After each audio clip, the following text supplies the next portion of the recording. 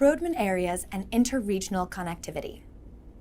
Delineating the brain, or more specifically the cortex, into 4 lobes is rather general. So what then is a more meaningful way of delineating things? Corbinian Brodmann was a German neurologist who did the important groundwork on this. He sliced up actual postmortem brains, the brains of dead animals, and put these slices under the microscope. He then classified the cortical regions into 52 areas, which we now call the Brodmann areas, based on their Cyto Architecture. What is the Cyto Architecture of a brain region? The cortex, that is the cerebral cortex, is like a folded sheet of gray stuff that we call gray matter. This is where the neurons are. Turns out, the cortex is not just one single sheet. Instead, it has 6 layers. The different layers contain different concentrations of different types of neurons. Some layers contain mostly bigger granular or pyramidal cells, and some have smaller cells. By looking under the microscope at how each brain region has a different layer profile, that is, how each region may be dominated by different layers, we can define a region. Some layers are thicker, some layers are thinner. This layer profile is called the Cyto Architecture, which specifies the internal structure of a brain region, reflecting its unique circuitry properties. Roughly, this indicates that the internal circuits are different from one Brodmann area to another. Earlier, we said that we weren't really going to get into the inner circuits of a brain region in detail. And there are also many different types of neurons, but you don't need to know them or remember them for now. How they wire exactly to give rise to different computations is yet another hugely complicated matter. The good news is that the Brodmann areas, defined this way, also have different connections to each other. That is, even when we ignore the internal structure of the circuitry, we can identify the Brodmann areas based on their extrinsic connections, which are the interregional connections. Different brain areas are connected to one another through what we call white matter fiber, which is right underneath the cortical gray matter where the neurons are.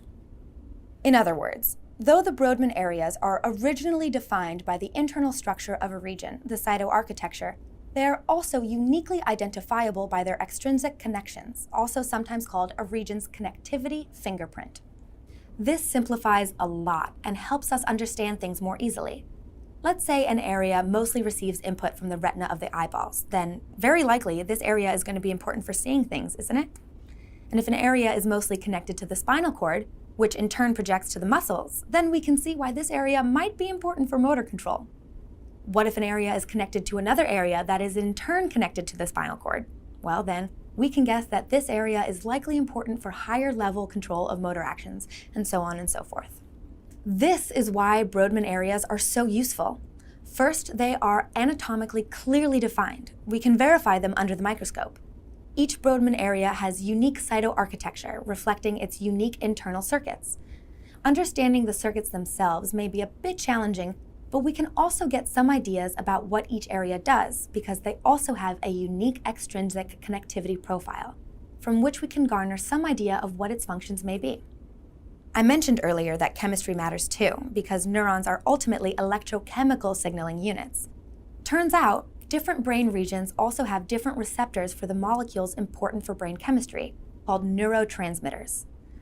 Some well-known neurotransmitters are dopamine and serotonin. These neurotransmitters modulate the function of a brain region. So, an abundance of a particular neurotransmitter in a given brain region may mean that those neurons fire more easily. We're not going to go into details about these neurotransmitters because that would require some knowledge of the relevant biochemistry, which is not required for this course. So, it is sufficient to know that certain regions are more sensitive to certain neurotransmitters. For example, the prefrontal cortex is very much modulated by dopamine. So taking certain psychoactive drugs may influence some brain areas more than others. Knowing such basics is good enough for now. To sum it up, I have given you a very, very rough intro into brain anatomy.